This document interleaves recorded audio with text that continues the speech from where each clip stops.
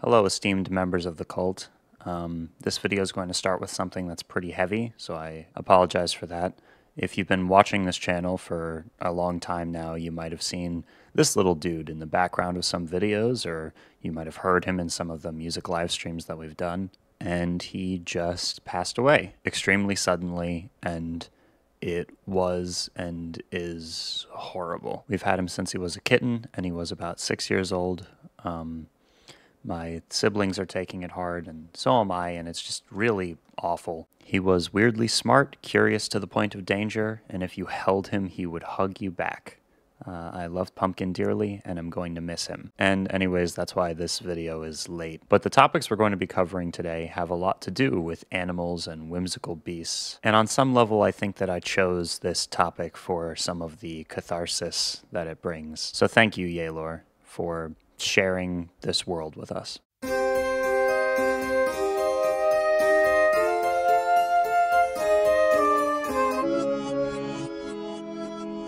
Follow me down a path of wonderment and storytelling that goes beyond the realm of what our eyes can see, and into the meadowlark for the strange and beautiful things we may find there. Strengthen your hearts and make haste, for the village is growing. A fun little folk song that sounds like the voices of creatures in the fields just spent a full week at the top of Spotify's global viral charts. I initially heard it through slideshows on Instagram featuring pretty art that immediately caught my eye, and as I delved deeper to discover this burgeoning fantasy world told through song, I was instantly hooked. There is so much I love about the style and execution of this idea, and I've been thinking for a while about what I wanted to make my next video essay on, and now I know. The TV Glow video I recently did really well, so thank you for the support, you cool motherfuckers. Yaelokre, whose name comes from the words yellow and ochre, a hue that appears in their visuals a lot, calls the world their character inhabits the meadowlark, and describes it as a field where everything they foster is kept.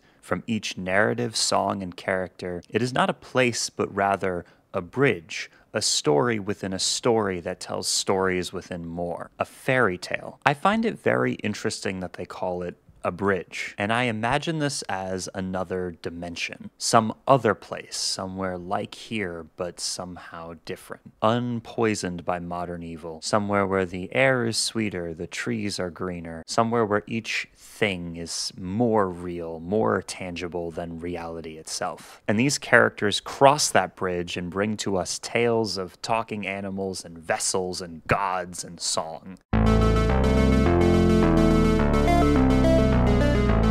Hello everyone, my name is Daniel, and while this mask wasn't made for this video, it felt appropriate. Despite there not being a ton of material from Yaelokre, I have found myself fully immersed in the last few weeks in this world that they've created, and like a burning in the back of my head, I could not reach slumber until I'd scribbled and jotted down a messy scrawl of an essay of my thoughts and ideas about the project and the songs contained therein. Currently, the main things that we have to analyze and search through are the EP of 4 fantastic songs, and then small snippets from Instagram Reels, YouTube Shorts, and TikTok. However, seek and ye shall find. We'll go through each bit together and ponder the secrets held therein. I really had to look back to my Lord of the Rings obsession, and also the multiple times I've read the Bible cover to cover, to script a video with nods to the way that Yaelokre writes their stories, but I digress. The main storyline currently revolves around 4 children that are in a band or a group called the Lark. They each have cool designs. I especially love the way that the masks and the hands are drawn. It's just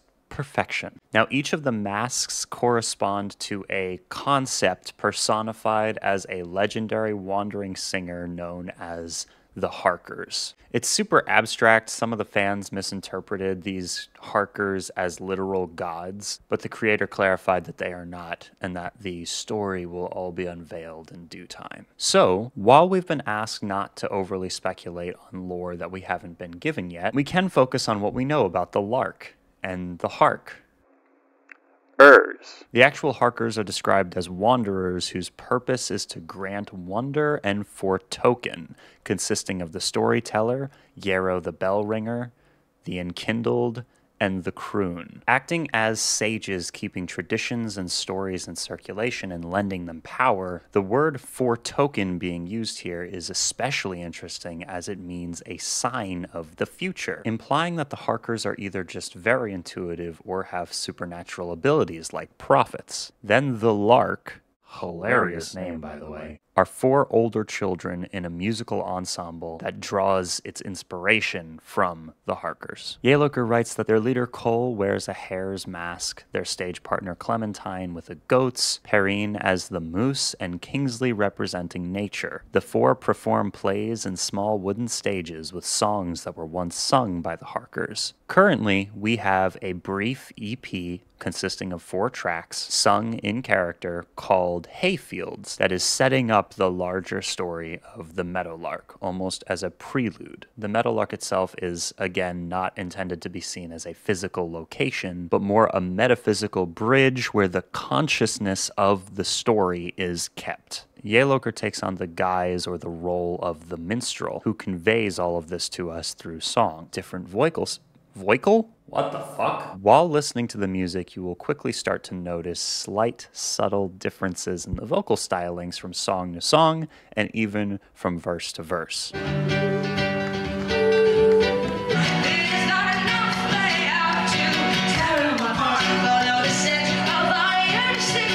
This is very intentional, as the different voicings are the different characters from the Lark taking turns singing. But first, Raycon's got what you need for convenience as you head back to school this fall. Whether you're studying from home or just need music while walking between classes or on the bus ride to school, Raycon's got you covered with their high-quality wireless earbuds. They're super easy to put on. Watch. Let me make sure my hair is back so you guys can see them. Earbuds have always been hit or miss for me, as they often have really bad sound quality or just won't stay in my ears. But Raycons are the first ones that I've found that actually keep pristine sound and are super easy to use. Now I can listen to car seat headrests the way it was intended to be listened to. Real fans will get this joke, and the rest of you can suck it. At less than half the price of leading competitors, Raycon's everyday earbuds have spectacularly clear sound and a variety of options for optimizing audio quality for your device and customizing your sound to your preferences. With both noise cancellation and awareness modes, you can block out unwanted sound or make sure that you stay aware of your surroundings even while listening to music or whatever else. Since my first partnership with the company, I've had some months to test out and really just use the product, and some standout features are firstly the freaking ridiculously long battery life. The multiple rubber covers for the earbuds themselves, made to accommodate any ear hole, big or small, and the tactile controls where you can tap the device on either side to perform different functions, such as skipping to the next song or adjusting the volume. And if all that sounds good to you, Raycons are gonna sound even better. Seriously, the quality on these guys rivals some of the biggest names in premium audio. Click the link in the description box below or go to buyraycon.com/profeta to get 20 to 40% off your Raycon purchase. Huge thank you to Raycon for sponsoring this video. Let's now turn our unwavering gaze to the music of Yaelokre and the strange lyrics and alternative folk stylings of a project that's so short but so full of life and personality that really my only criticism of it is that it's too short. Let the lark welcome you to hayfields, a teller's awakening, the harpy, the hare, and the hound, and a home that heaves below.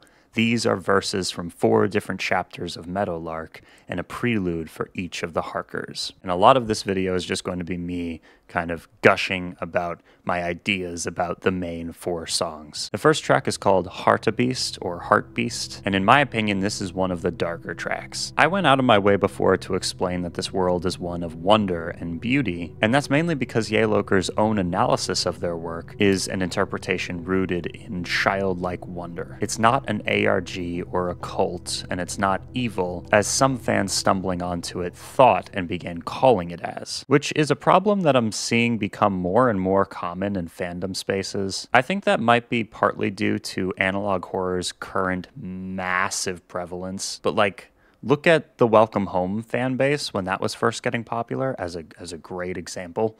Regardless, Yaelokre's response to this was to tell the fans to look at it as something from the imagination of a child. Now, any and all interpretation of these songs on my part is just knee-jerk reaction and only my opinion based on the lyrics and just vibes. So keep in mind that my word is certainly not gospel. I just want to talk about it. Let me know your opinions on the meanings of the songs in the comments down below. And I'm just very enthusiastic about this project. With that in mind, Hartebeest opens and we can hear wind blowing and birds chirping as some vocals swirl through the fields. There is a sluggish lethargy at the start as the chorus on the song gets sung slowly and drawn out like a camel through the eye of a needle. It's like the curtain is rising and the melodrama is beginning to play out. We're told how the Hartebeest is running, their hooves drumming to a deadly hunger. You'll notice that the drums sound like galloping here, which I think is a nice touch. The track describes dusty riverbeds and dry lakes, as predators and prey alike are running, seeking water, and desperately waiting for rain to come. I can sing a fear or a malady is a very interesting line to me. Is this an admission of the ability to turn song or story into reality? While it's far more likely that this is simply the boasting of a child, I can't help but admire the fearless confidence on display. You can practically taste the fear in the hearts of these creatures, with no water to drink, their growing desperation as they flee to attempt to coerce their thench.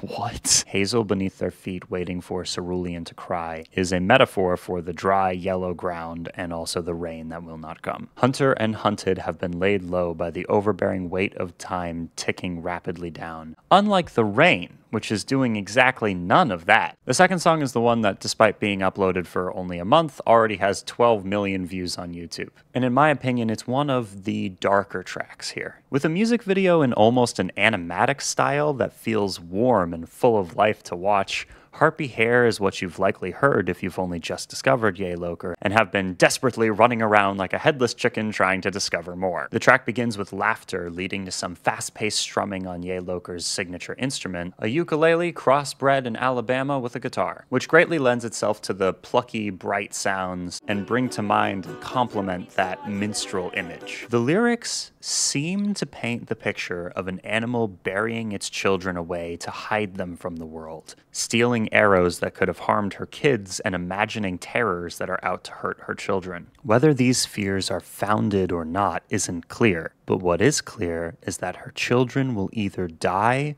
or run away, sick of the cage they were put inside. This idea, though, is my interpretation of the words and how they relate to me and my experiences, and just my general understanding. Yaelokre themselves said that they actually kind of dislike Harpy Hair and call it the equivalent of receiving too much of the sweetest candy you've ever tasted and not having any water to drink, kind of like the creatures in Hartebeest. That sentiment is shared throughout the writing, production, marketing, and overall process to even performing it. Not even the tip of the iceberg. I mean, even canonically the story is dumbed down, a misinterpretation, mistakenly rewritten by adults and passed down to children. It's Yaelokre's Baby Shark. With that, you should follow Yaelokre on Twitter as they're fucking hilarious. While Yaelokre may not love the song, it has touched a lot of people and added a lot to the sense of community surrounding this artist because of a fun little dance that people started doing along with it that's also depicted in the animated music video. It's like the hot to go dance, only for theater kids and Therians who really like Over the Garden Wall. My personal favorite part of the track is near the end, when the music cuts out for a moment and the vocals get more desperate and loud as a chorus of other voices join the main vocal track, asking where you've buried your children. Tell me, so I say. Harpy Hair, where have you buried all your children? Tell me, so I say. I've seen a few people struggling with that wording in the lyrics, but it's as simple as I'm telling you to tell me. Tell me, so say I, you know? In the end, it seems as though the child is begging the mother to stay behind as they run off and fly away, like a bird begging you not to clip its wings. And that brings us to the next track, The Hound. This feels like the predator that the mother was warning us about in Harpy Hair. And also the song reminds me a lot of a band I love called the Crane Wives. The first half seems to relate a distortion of information, and more importantly, the escape from that distortion. You're being sung to sleep by a lullaby, but it's filled with lies designed to make you weak. You can hear the whispers and the voices singing this deadly song. Then the second verse begins, and we follow a lost child, following the scent of blood and dead corpses through a forest made of flesh and bones. And in my opinion, this is probably one of the darker tracks on the EP. Mind the clamor of the restless bitters. So think of who might be profiting from the distortion. And it's almost like the child is singing to try and keep the fear at bay. The last song, which rounds out the EP, is a return from the bleakness of the lyrics of The Hound back to the light and the wonder and some generational trauma in what I think might be one of the darker tracks. Something I found super neat is how motifs and lyrics from other songs make a return here on 'Neath the Grove Is a Heart. There's a general theme of not forgetting the past, and that the past is being recalled through song all along, while maybe being a bit mistold. I don't think that we are meant to fully trust the tellers, not out of any malice on their part, but just that these stories have passed through so many mouths so far that it's become a bit like a game of telephone. Any story might start to shift and change. Foolish dreamer, to be awakened, do not walk to where you were. Learn from the mistakes of the generations that came before you, lest you fall into their same darkness. There is this question of a home not feeling like you're home anymore, and a very relatable depiction of this restlessness that can only be assuaged or satiated by finding refuge and building a home within yourself. Yaelokre describes their own work as being rooted in childlike wonder, which leads me to believe that despite the dark nature of the imagery and most of the lyrics, we're supposed to be viewing this through the lens of a cautionary fairy tale being sung to us by children playing pretend on a stage. Some overarching themes that are starting to form are family bonds and tensions contained, leading to generational trauma and cycles or patterns of behavior. Passing down stories to learn from them only to miss out on crucial details. Curiosity killed the cat, but satisfaction brought him back, and now I'm sad again. Then there's the bad parts of this massive fan base. In a recent statement about the fans, Yaelokre said that many things shouldn't have been able to reach me. Though since we are sadly past that, I felt the need to make this post coming from a previously smaller creator. I am unhappy with the made-up system the people have built surrounding the Wonderfolk. I've granted you the name Wonderfolk because my story lives off of imagination and wonderment.